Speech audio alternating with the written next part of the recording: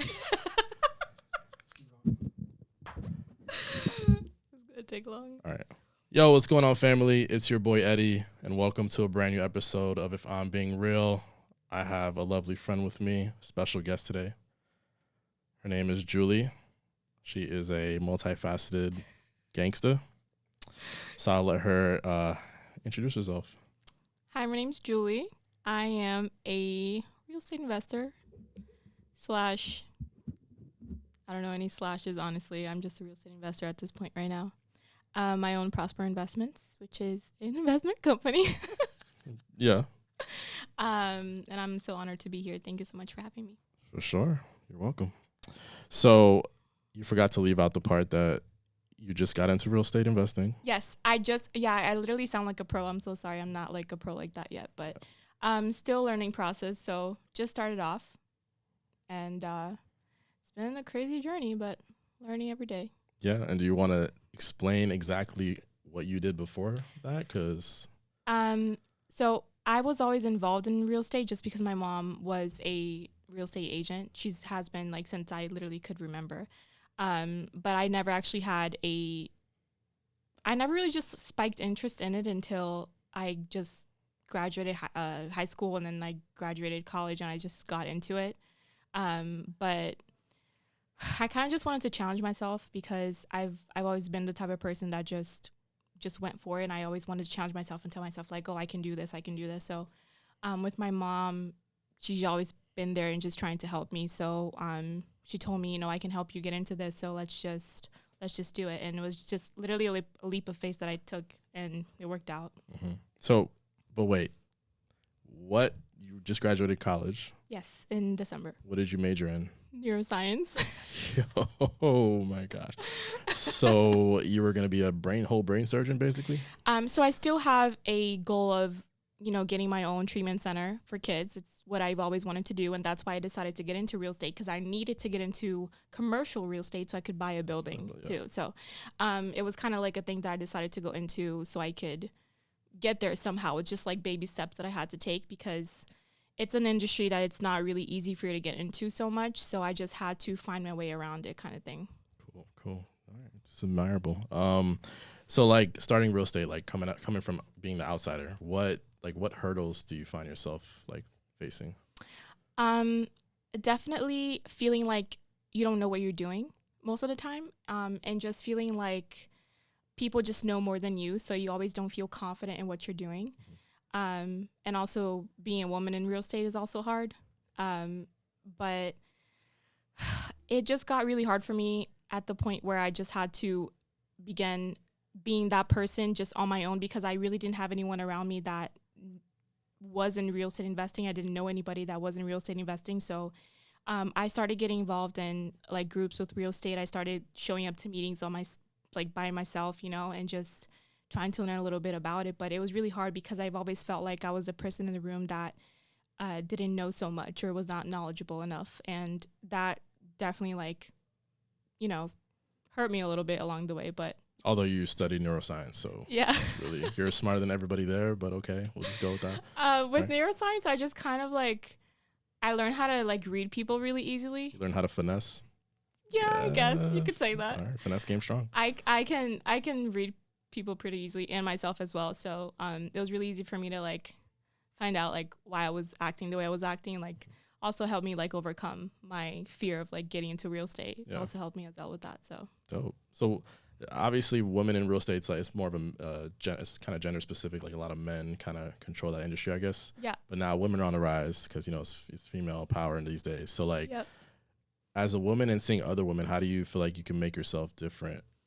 I've honestly I've had so much support from other women in real estate, but when it came to having to deal with the male in a situation, I always got oh sweetie, oh honey. When they talk to you on the phone, they always kind of talk to you like you're already oppressed or something, Yeah. And actually it was really hard for me in the beginning because like I said, it was a situation where I never felt confident enough with the knowledge that I had, because I always thought this guy probably knows more than I do, But with women, when I did talk to women about it or whatever situation I was in, I was able to, share my actual thoughts, and I didn't have to sound like I knew what I was talking about, because I felt like that woman like understood me enough to be able to say like, okay, like you're human, like you can make mistakes. But with guys, especially like being in that field with, it's basically just guys, it was always just hard. But like I said, I overcame it. So I think I'm doing okay. Cool. So like,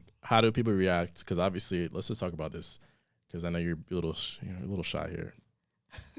This is your first time. It's the first time.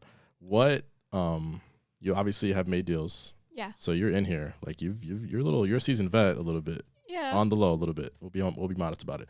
So when you talk to different investors and different people in the space, like how do they react when they've even talked to you as a woman, and then being maybe that they know you're a young woman? Yeah. They were pretty surprised, I would say.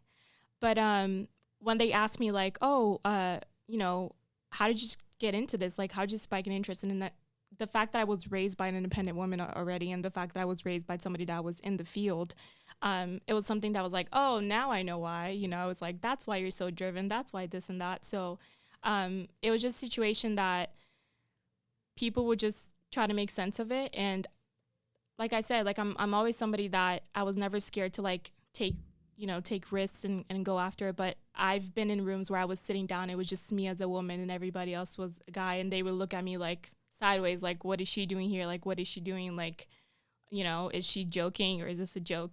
Yeah.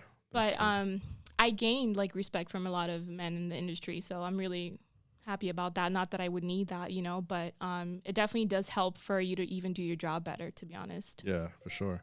That's cool, man. So all right, so real estate is very crazy. A lot of people are trying to get into it, but a lot of people think you need a lot of like capital. That's the number one myth of getting into real estate investing. Yeah. The fact that you think you need a lot of money to get into it. So I got into it without like no money from me. Mm-hmm. So should I get into that? Yeah. So like what do you mostly do? Real estate wholesaling? Well, I started off with wholesaling. Okay. It kind of just like fell into my lap, to be honest, because I started like joining a bunch of real estate groups on Facebook. You guys can totally join. It's like free, and you guys can learn a lot of stuff there. But I started joining a lot of real estate groups on Facebook, and they started talking about something called wholesaling. I probably got into this like August last year. And I was just like, what is wholesaling? Like, what do you do? But just to like simplify it, you're basically just flipping a contract. Mm-hmm. So you're going after the owner of the property. You're offering them, whatever, $150,000, for example, for their property. And then you're going to go to a buyer and you're going to offer them for $160,000. So you're making $10,000 on top of the contract, basically. And that's another way that's really easy for you to get into, that's another way for you to get into real estate. Because if you are able to, let's say, wholesale 5 properties in a month at $10,000 each, you have enough money to get started in real estate. Yeah. So it's pretty okay. simple. So we know what it is. Obviously, we know how you start, but like, all right, if you have somebody that's getting started, like, what advice would you give them? So the easiest way to get into real estate is with house hacking. Mm-hmm. Basically, what it is you are getting an FHA loan. You're buying a triplex, duplex, whatever it is. With that money, you're living in one of them. You're renting out the 2 or 3, and that money is paying for your mortgage and also having passive income for you every month. Major key alert, guys. Yeah, it's pretty simple. That is gangster. FHAs, you only need 3.5% down payment, and you just need a 580 credit. 580. Yeah. It's like minimum. That's like, you guys, I'm sure you guys have better than that. It doesn't get better than that. Yeah, it's very easy. So with the FHA, they don't let you rent out the property as soon as you buy it. Mm-hmm. So the house hack is because a multifamily, which is a 2, 3, 4-plex, is legally a multifamily, you can still live in one and rent out 3. Yeah. But after a whole year, that's when you can actually rent out the other place where you're living.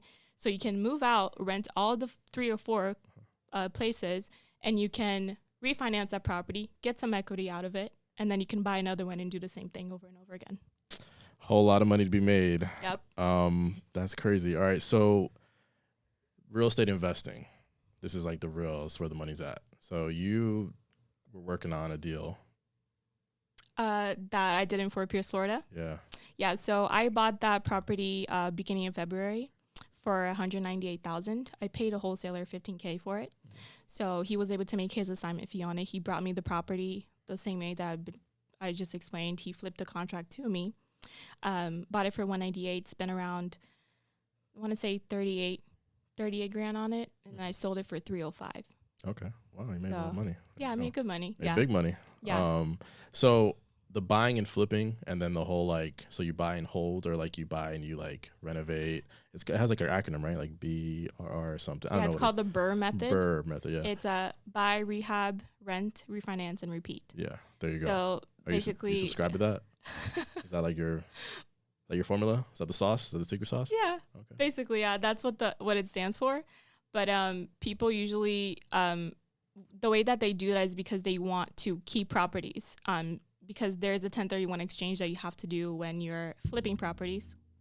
Keep hitting this thing. I'm so sorry. There's a 1031 exchange that you have to do with flipping properties.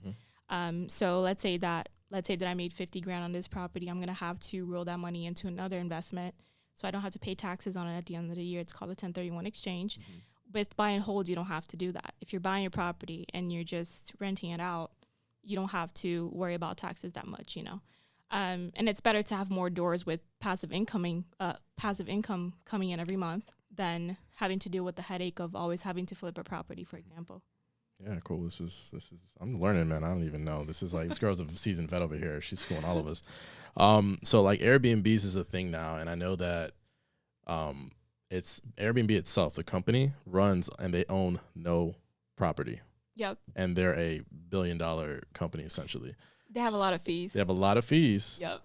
But somebody's got to make money. That's how they got to make money. For sure. But at the same time, they're the company that doesn't have, it's like Uber, who doesn't really necessarily own cars. So like how people that are trying to buy a property and then like Airbnb it, is that something that you think is like worthwhile? Like, is that another way for passive income?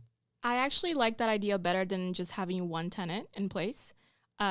Because if you're able to rent out, if let's say you have a property in Fort Lauderdale, for example, the nightly rates in that area are going for $300 a night. Yeah. So if you have like a 3-bedroom for $300 a night, you're making a lot of money every month, instead of just renting it out for one person at $1,500 or $1,800 a month.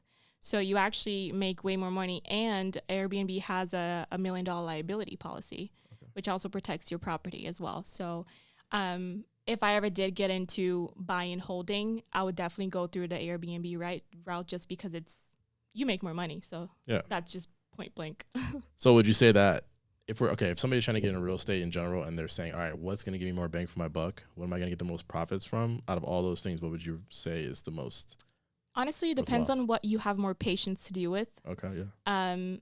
I really like the fact that I can like rehab a property, like come in and be like, this is how I want the bathroom done, and this is how I want the floors and the kitchen, and some people, they just want to go straight to making money. Mm-hmm. So they just want other people to do the job for them and just collect the check at the end of the month. And that's totally okay too, but my mom used to flip houses before, so I was always in that as well. I was always in, seeing her do that. So it was always something that I was like passionate about it, but I never was like out there about it. So that's why I decided to get into it. But I like flipping. You make money with anything that you do with real estate investing. But I like flipping because you get to go through the process of, this bathroom, this floor, this tile, and I really like that. I really enjoy doing that. Yeah, see, I mean, you're a girl. You wanna. Yeah, of course. I wanna make like, it all fancy, pretty. Do the whole vibe. Okay. I wanna like choose my nice mirrors. This girl sends me like, we go through our messages are just Pinterest pins, boards. Yo, She sends me. She's helping me hook up my living room right now. I just moved to a new place. This girl she's got the sauce, man. He wanted to get like those modular sofas that are so. I got one. Yeah. You got that one? I got that one. Why? Because it's my aesthetic. The aesthetics. Come on. Yeah, but I told you it wasn't comfortable. Oh, the review said it was comfortable. It should just gotta break it in, but they're comfortable. So you gotta like sleep on it for like every single day for the next year to break it in. Oh, for sure. Trust me, movie night at my crib for sure. That's a fact. So yeah, this girl's a legend, man. We're talking to a legend here, guys. Rental arbitrage. What was that about? That's like a new thing now. Tell me about that. I just got into that actually. I know you're on top of the industry, so tell me. I'm like the type of person that I like to do a little bit of everything. So I don't know if it's like ambition. I would say it is. Could you guys tell that she? Whatever. Just casually throw that in there. All right. I just, I flipped houses. Like I know the process of renting, like buying a property, renting it out just with a tenant. Know the process of buying a property, renting it out on Airbnb, but now there is also something that you can rent out the property from a landlord and then you put it on Airbnb. So let's say that landlord is asking for $1,500 a month rent. You convince him that, that's okay for you, and you're going to be paying him the $1,500 a month. And then from there, you just go to Airbnb and you list it, and you probably make like triple that amount. So it's like a form of wholesaling, but like I'm talking about in terms of like talking to somebody and then convincing them to do like a contract. And then, you would probably the way that I've been trying to pitch some things to landlords already because I've been trying to get into it. Trying to lock down like big properties like buildings and stuff, guys. Trust me, it's no small feat. So I've been trying to pitch to landlords, and I came up with this pitch, hi, I'm Jhuly. I own Prosper Investments, and I'm a real estate investor, and I have some clients that come to your area that I am coaching to learn how to real estate because I have properties in the area. Part of my package is having a 5-day coaching thing, and I need a place to be able to accommodate my clients as part of the package. So I wanted to know if you're willing to corporate lease it to me.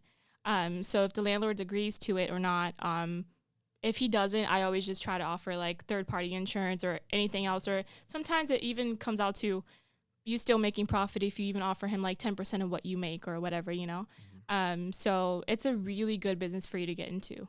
A really good one. That sounds good. Just the thing is, I wonder how they are landlords, if they're open to it or they're like, what are you trying to scam me sometime? They're actually landlords that have no idea what corporate leasing is. I would imagine, right? Yeah. So I actually talked to a couple of them that was literally oh, what are you talking about? I don't even know what that is. So when you get those kind of people, they're actually the easiest ones to deal with because they're opening to listening to what you have to say. And you have a better way to explain to them what it is. And, you have your way around everything. Mm-hmm. When you work with landlords that know what it is and they kind of think that they know what you want to do, they're more a little bit closed off to it. So they'll probably say no. And then that's when you have to start convincing them and everything. So that's when your sales skills kick in. You got to be really, I guess, aggressive, right? You have to form a relationship with them. Yeah. Same thing with wholesaling, the first 3 properties that I wholesaled, I never even spoke to them on the phone. It was literally through text.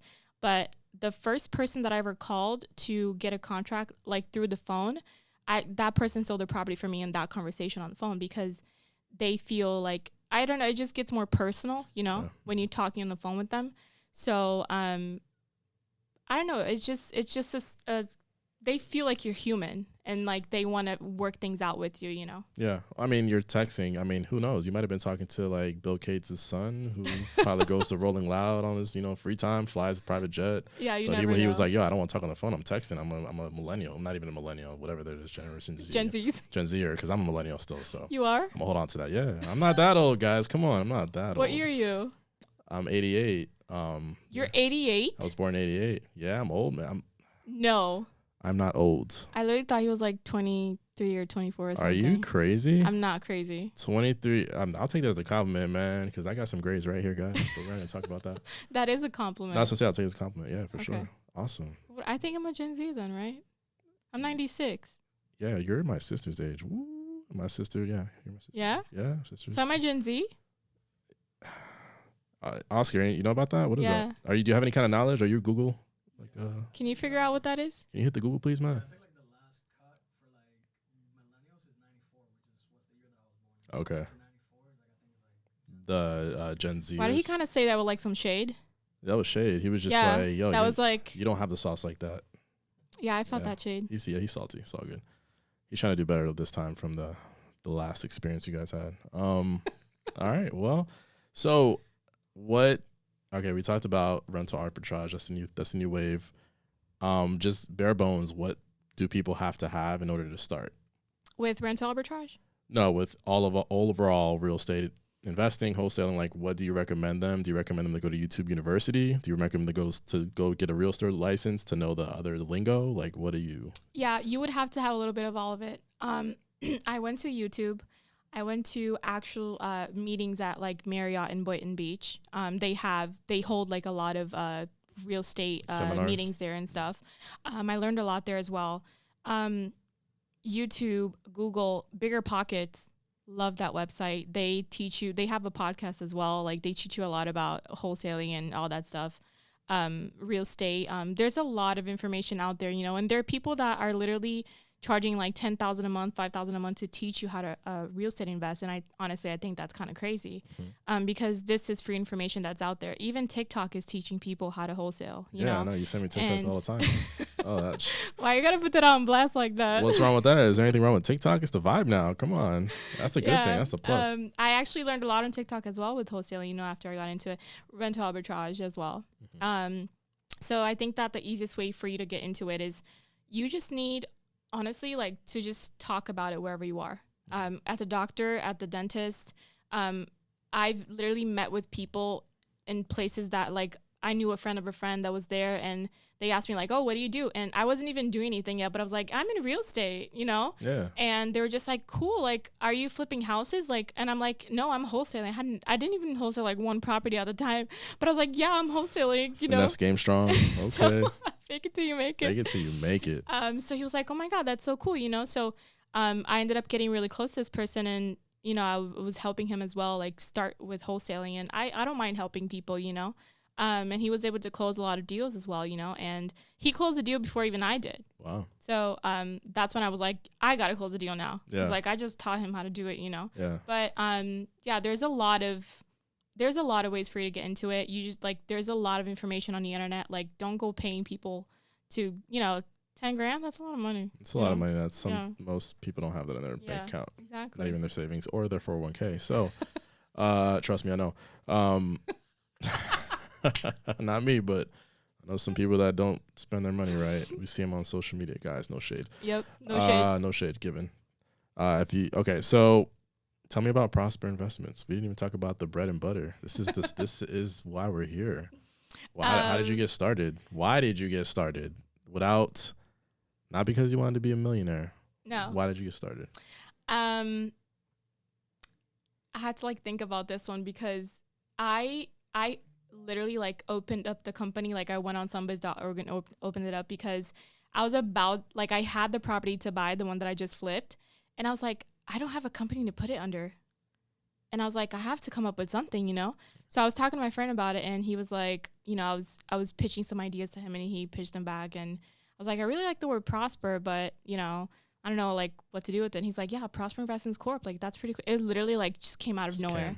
And I opened up the company, and then that's when I was able to, like, tell the wholesaler, yeah, like, you can put it under my company name. And I was like, this is, like, I am ready. Like, this is set. Like, this is a sign from the Jesus, you know, that, like, I need to do this.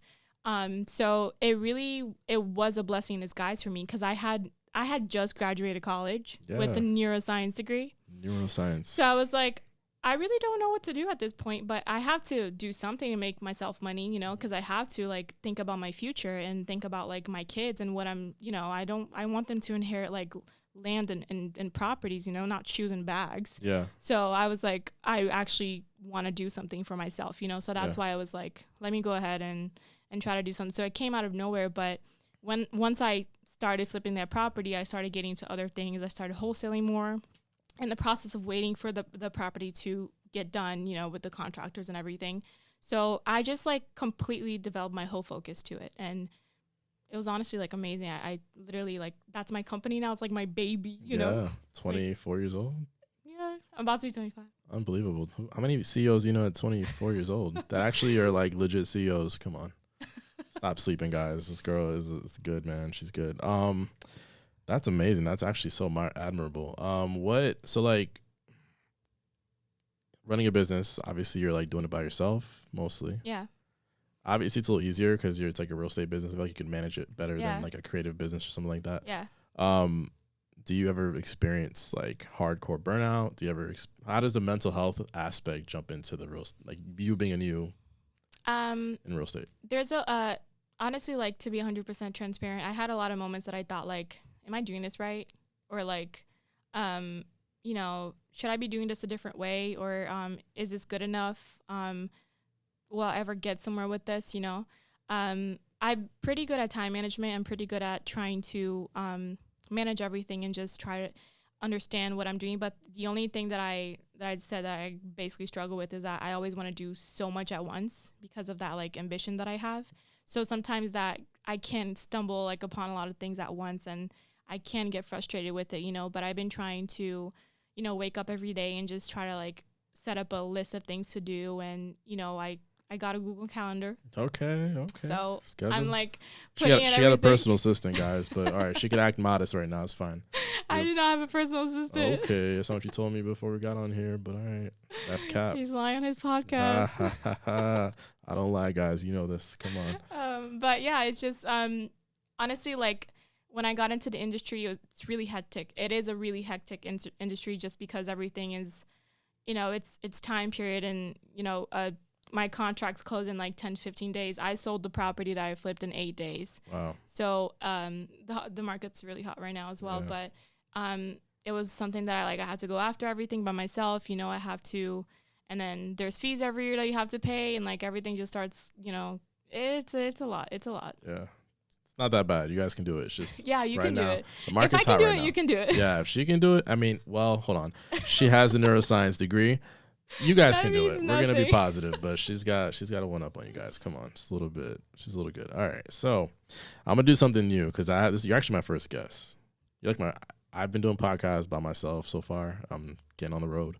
You're my first actual guest. So Really? It is. Yeah, I haven't interviewed anybody yet. It's the first time I've ever interviewed. Well, I'm like 10 times more honored now. Are you saying that because I sound like a pro, or are you saying that because you just thought I had guests? No, like Okay, cool. Okay, I interesting. really I think it's cool that you like chose me to be your first guest. Yeah, for sure. That's you know why? pretty Because cool. you're cool, and we have a connection. We're cool like that. So, and you're just too smart. So, what do you want me to do? Yeah, right. All right. Yeah, there you go. Cool. Right. So we're gonna hit you with some rapid fire questions. Oh, All right. gosh, It's gonna be okay. 3, This is gonna and be you gotta bad. answer them like quick. Like how quick? Not like that quick. It's not rapid fire. Maybe like I'll give you a minute each. Okay. Okay. All right. So first question. What keeps you up at night? TikTok.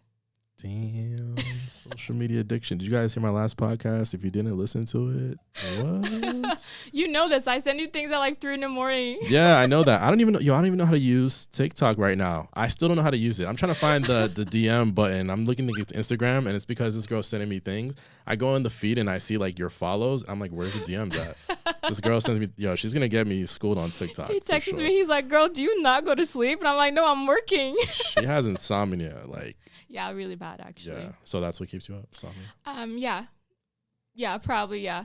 And thinking about how you're gonna take over the world. Well, that too, but Okay. that's not something like I can still sleep on that. Yeah. Have you ever seen Pinky in the Brain? No. Oh man, Oscar, you know about that? Pinky in the Brain? Yeah. Oh my guy. All right, we're good. Youngsters. Pinky What in the is Brain was that? on Nickelodeon. Oh, The 90s. This is a 90s thing. But like you're in the 90s, so but I was in technically- Brazil. doesn't matter. There's no Nickelodeon in Brazil in the 90s. Really? Yeah, Do we need a fact check? Because these days we gotta Yeah. fact check everything. you It's should fine. because All right, but you should watch it. I just came in like for the That's So Raven like Disney part of You childhood. just missed it, which is Disney. Yeah, Disney. Pinky I and the- never was actually like a Nickelodeon person. Okay. Well, I was. So Pinky in the Brain. That's one thing we have different in common. Not in common. Pinky in the Brain were two mouses. One was one was really smart. One was kind of stupid. Okay. And they used to make this. They used to have this quote. They used to say, "What are we doing, Pinky?" And then we're gonna take over the world. Like he would answer. Yeah. So it was like they were like trying to take over the world. That's cool. If I said it right, I don't know if I did it right, but that's what I remember from childhood. It was been clearly for my age. It's been How a long ago was that? 20 plus years. I don't know, man. A little old. Okay. So insomnia keeps you up at night, Insomnia for sure. Yeah. and then just plotting and scheming and Yeah. I literally like, are you that person that like you lay in bed and then you start thinking about like your whole life and like you start thinking about like how to plan out your life? yeah. That's what I do as well. So I would say that keeps me up at night as well. Okay. I'm just the type of person I'm always trying to plan something. Like I'm always trying to like move or like do something different with my life, Yeah. What do you got coming up? I hear you're traveling somewhere, I'm going making to Rio. moves. Yeah. Ooh, Well, this Rio. is just a vacation, so just okay. yeah. I Just feel a like vacation. so I'm able to also reward myself. So like it's something that I learned to do because it was also something that I always thought that like I have to work, But this trip that I'm going on is literally something that I told myself like I have to just go and just like be proud of myself and everything that I've done, So I'm just gonna go to Rio. Yeah, chill out a little that's bit. dope. You And deserve that's my it. country, so Yeah, you hey, know. Brazil. I don't even know how to say it. How do you say Brazilian in Brazil? It has like a Brazil. Brazil. Yeah. Yeah. Oh, that's lit. All right, cool. Okay. Another question. If you could turn back time to your 18-year-old self, to when you're 18, what would you tell yourself? To not care about what people think. And shots fired. Dropping bombs, shots, yo. And honestly, like to just go after your dreams and like what you want, you know, and just not care about what other people think, and to have patience with yourself. Yeah, Because that's amazing. yeah, it's something that I had to learn to deal with, especially in real estate, you know. Always feeling like you might be doing something wrong, or you know, you might not be good enough at what you're doing and you want to give up. So definitely patience and not caring about what people think. That's amazing. That's really good because I still don't. I sometimes struggle with that. I ain't gonna lie. Can I ask you these questions? Yeah, but we got one more left. Okay. And we may run out of time, so you may not get a chance. Okay, that's not fair. No, we'll do it. Well, you can ask me. Okay.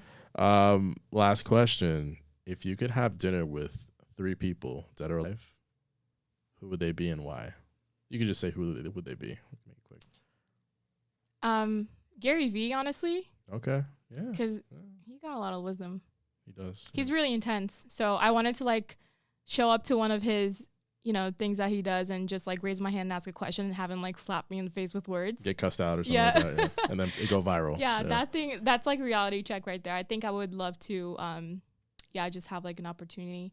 Anybody from Shark Tank. I'm obsessed with that show. That show's good. Yeah. Yeah. I love that show. Okay. And let me see who else. Probably the founder of Bigger Pockets. I'm obsessed with that place. Okay. I'm obsessed with that website and stuff. Like they actually taught me a lot, you know? Nice. That's good. Yeah. So they're all alive though, right? So They are. okay. Yeah. That's good. Awesome. Well. I can't think of anybody that's like dead that I would want to. Yeah. That just means I don't have any culture, right? Nah, not at all. It just means that you just like to look at people that are alive. Who would you ask? Like, who do you want to see? That's a rough one. Probably Jay-Z. He's alive. Okay, I was about to be like, what? I mean, he's a billionaire. Why wouldn't I want to sit down with a billionaire and I find out how he did his, you know, how to rose to fame? That's a rough one. Bill Gates, maybe? No, not Bill Gates. Steve Jobs, maybe. I should have thought about that one. I don't care what people say, man. That guy created Apple, and I live off of Apple, and everybody else in this world does. So Yep. yeah, I feel like he would be good. Maybe like Bob Marley, maybe. And only because he was so like on another level, like he was like one step ahead, and he was a great musician. I feel like he had a lot of knowledge, a lot of peace and zen, and a lot of people from like the islands and stuff. They're really like big on that, so I feel like I would want to talk with him. But these are just like off the cuff. I probably have a big list, but I'm just gonna give you those 3. Those are good answers. Yeah, honestly, I should have picked somebody that's like not here, like dead, but I couldn't think of anybody. No, that's fine. Yeah, cool. We'll do another one, and I'll think We'll of them. do another one, yeah, for sure. Dope. Well, it's been an amazing podcast. This is my first ever host, Jhuly. I'd actually never been in a podcast. I'm like so excited to be here. And she's actually doing amazing. So don't, Really? Yeah, I know you're a little nervous. I know you were. Yeah, I mean, everybody usually does. Well, in the beginning I was nervous because, it's like, I feel, we didn't want this to be an interview, obviously. So I was really focusing on not doing that. For sure. So. Well, you did a good job. So, and Oscar did an amazing job behind the boards. So thank you guys for listening to today's podcast. Don't forget to subscribe if I'm Being Real podcast. And stay tuned for the next episode. Peace.